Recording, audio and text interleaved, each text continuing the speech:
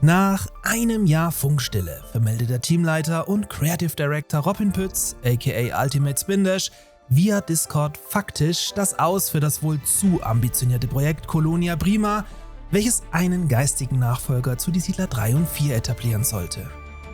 Was da wohl hinter den Kulissen passiert ist, wie der aktuelle Stand ist und ob es vielleicht doch noch weitergehen könnte, klären wir in diesem Video.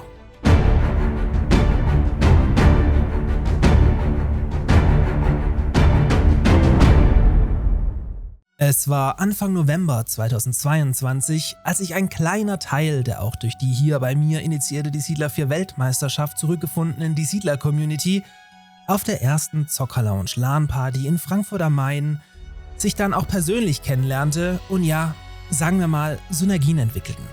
So holte sich hier zum Beispiel auch ein gewisser Sebastian Buchwald die letzte Bestätigung ab, unbedingt an seinem sogenannten Siedler-Unreal-Prototypen weiterzuarbeiten, aus dem dann bekanntlich das heiß erwartete The First Explorers wurde.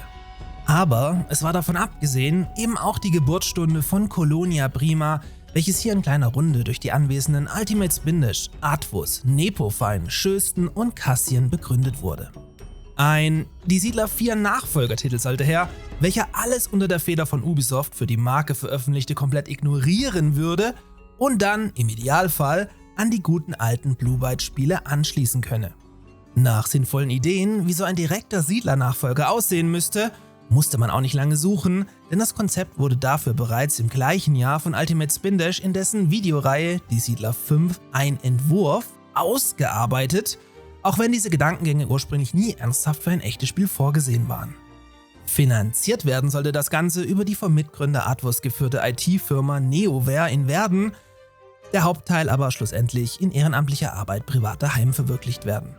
Das eigentliche Problem schon damals: keiner der Beteiligten hatte jemals selbst ein Videospiel entwickelt, geschweige denn ernsthaft mit Unity, also der Engine, auf die man sich festlegte, programmiert. So musste das kleine Team schnell vergrößert werden, was man durch einen gezielten Gastauftritt bei Maurice Weber auch erfolgreich bewerben konnte, sodass das Team hinter Colonia Prima schnell auf über 20 Beteiligte anwuchs. Damit war man über Nacht gefühlt sogar größer als Envision Entertainment, welche das ebenfalls sehr ähnliche Pioneers of Pagonia, aber halt hauptberuflich verwirklichen konnten. Zudem musste man dieses Team nun sinnvoll zusammenbekommen, Arbeit verteilen und sich, wie wir heute wissen, viel zu überambitionierte Deadlines setzen. So sollte dann zum Beispiel bereits ein Jahr später auf der zweiten Zocker-Lounge LAN-Party an gleicher Stelle ein spielbarer Prototyp verwirklicht sein, mit dem man sich dann Feedback von der Kernzielgruppe geholt hätte und für eine Förderung wie der damals noch aktuellen Games-Förderung des Bundes beworben hätte. Bevor es weitergeht, aber kurz eine wichtige Erinnerung, dass ihr jetzt am Black Friday bzw. vom 29.11. bis 2.12. bei meinem Partner Instant Gaming richtig viel Geld sparen könnt und euch mit haufenweise Angeboten für die Ferien oder den Weihnachtsurlaub eindecken könnt. Aktuell könnt ihr hier zum Beispiel schon die Must-Have Die Siedler History Collection für gerade mal 13 € mitnehmen, die in keiner gut sortierten Gaming-Sammlung fehlen darf. Und wie immer gilt, mit einem Kauf über meinen Partnerlink unterstützt ihr dabei diesen Kanal hier massiv. Also tatsächlich wirklich massiv. Daher auch ein großes Danke von meiner Seite für den Support. Aber zurück zu unserem Sorgenkind Colonia Prima. Aus dem angepeilten Prototypen wurde bekanntlich bis heute nichts. Stattdessen verstrickte man sich schnell immer wieder in Widersprüche, ob man zum Beispiel an einem richtigen kommerziellen Produkt arbeiten würde, mit dem man dann auch in Konkurrenz zu Ubisoft und Co. gehen könnte, oder ob es dann eben doch nur ein reines Hobbyprojekt nebenher ist.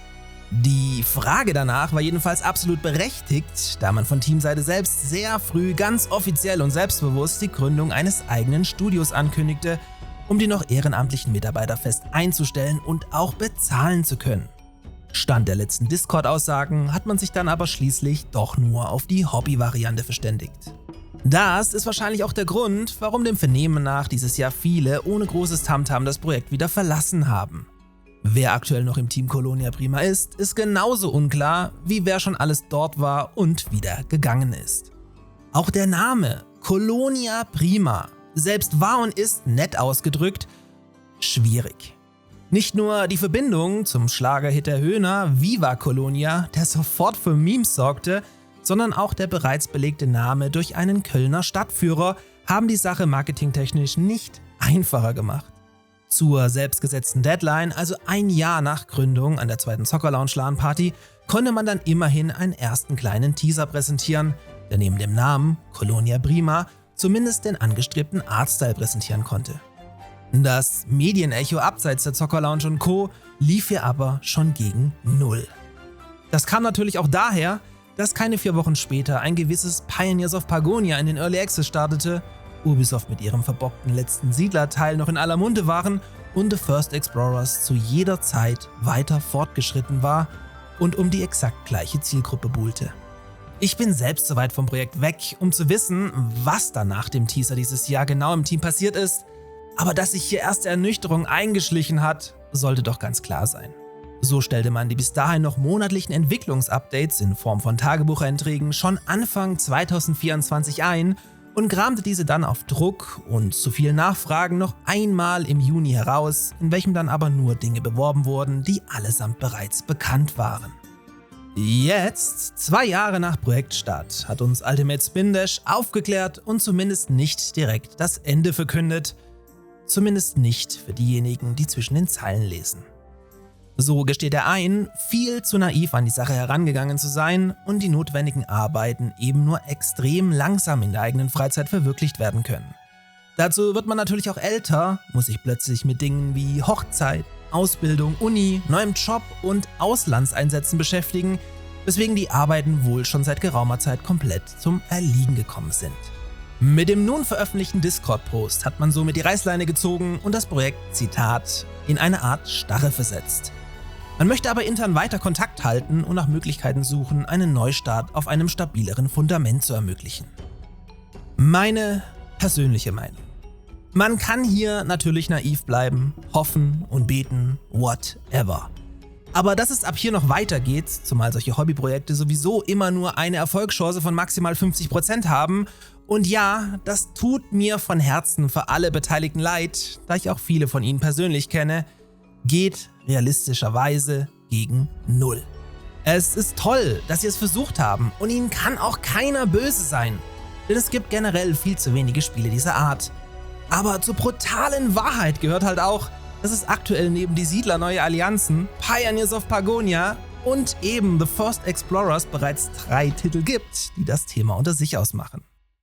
Falls sich wider Erwarten noch etwas tut, werde ich natürlich wieder berichten.